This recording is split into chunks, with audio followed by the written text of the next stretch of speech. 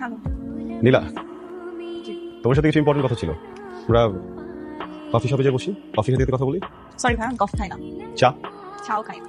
কথাটা important, at least কোথাও বসি। আপনি এখানে বলতে পারেন। এখানে স্ট্রেট বলি, আমি তোমাকে পছন্দ করি। আমার নাম সানি, আমি তোমাদের ক্যাম্পাসের সিনিয়র।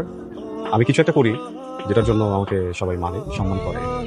আমার মনে হয় আমার যে তোমাকে ভালো লেগেছে এটা তোমার ভালো লাগা উচিত। থ্যাংক ইউ ভাইয়া, কিন্তু আই এম সো সরি যে আমার না আপনাকে ভালো লাগে না।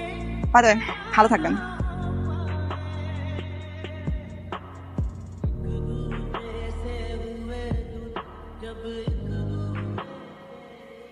ঘড়ি যাচ্ছে না, তাই না? দরকার হলে হেঁটে হেঁটে বাসা যাবে।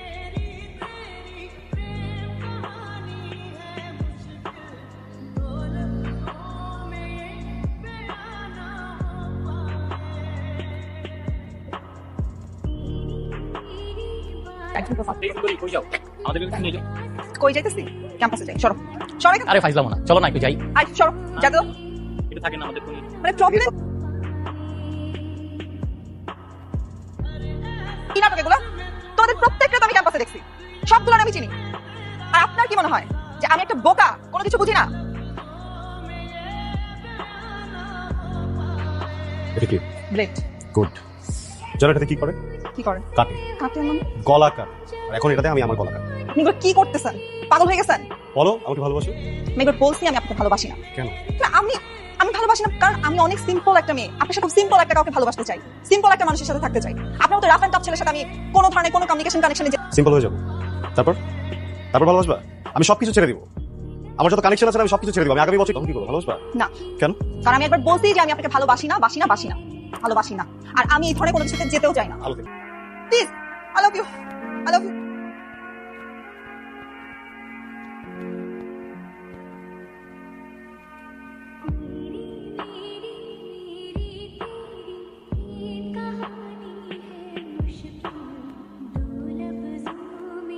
কিছুকে হ্যাঁ বলে দিলাম, ওর সাথে ঘুরে বেড়াচ্ছি সব জায়গাতে, সবকিছু কেমন সিনেমাটিক হয়ে যাচ্ছে না? কিন্তু মন বলছে পুরোপুরি সত্যি হবে। তুমি এখন না প্রেমে পড়ে গিয়েছো। এট লাস্ট সানি ভাই এত এফোর্ট ওয়ার্ক করলো শেষে। আমি শিওর সানি ভাই এই কথাটা শুনলে পুরো ক্যাম্পাসে মিষ্টি বিতরণ করবে। নীলা লাভ সানি, নীলা লাভ সানি। পড়াশোনা বাদ দিয়ে এগুলো চলতেছে, এই জন্য তো ইউনিভার্সিটিতে বানাইছি। তোরা পড়াশোনা বাসায় চল। ভাইয়া, ক্যাম্পাসে গিয়ে প্রেম করে বেড়াচ্ছে, তাও কার সাথে জানো? ক্যাম্পাসে সবচেয়ে বাজে বখাটে আর উশৃঙ্খল ছেলেরা ওর সাথে প্রেম করে বেড়াচ্ছে। কি রে, ও যেগুলো বলছে সেগুলো কি সত্য? ভাইয়া তুমি একটু বেশি বেশি বলতেছো। ও কোনো বাজে উশৃঙ্খল ছেলে না, ও পলিটিক্স করতো, তাও সেটা আমার জন্য ছেড়ে দিছে। আর তার মানে কি আমি মিথ্যা বলতেছি? হ্যাঁ, আমি মিথ্যা বলতেছি? আমি কি ওই ছেলের ব্যাপারে খোঁজ খবর নেই নাই? ওই ছেলে কি করে? পড়াশোনা করে, সারাক্ষণ বাজে বাজে পোলাপানের সাথে আড্ডা দেয়, রাজনীতি করে বেড়ায়। আর কি করে জানো বাবা? জানো সারাক্ষণ থাপড়ে এত যাচ্ছে। আমি কি মিথ্যা কথা বলতেছি? বাবা দেখছো, ওই ছেলে সাপোর্ট দিয়ে তোমার সামনে কথা বলতেছে। ওর তো লজ্জা সম্বন্ধে কিছু নাই। যত তাড়াতাড়ি সম্ভব বিয়ে দিয়ে এবারে থেকে বিদায় করতে হবে। নীলা কোথায়? ভাইয়া নীলা তো কোথায়? আমি কল করছি, আমার ফোন ধরতে নাই। কোথায়? নীলার তো এঙ্গেজমেন্ট হয়ে গেছে। হ্যাঁ মানে আপনি কি কিছুই জানেন না ভাইয়া? মানে আজকে সন্ধ্যার বিয়ে।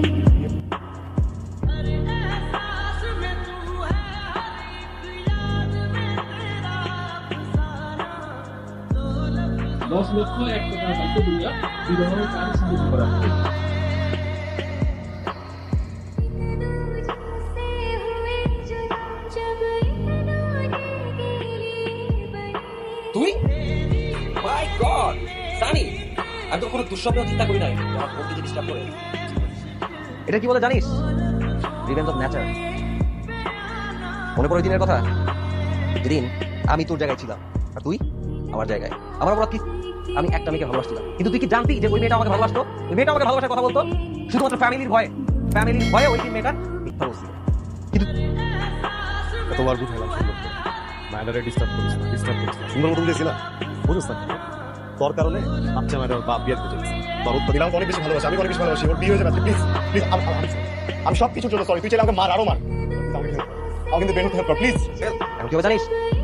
একটা শুরু।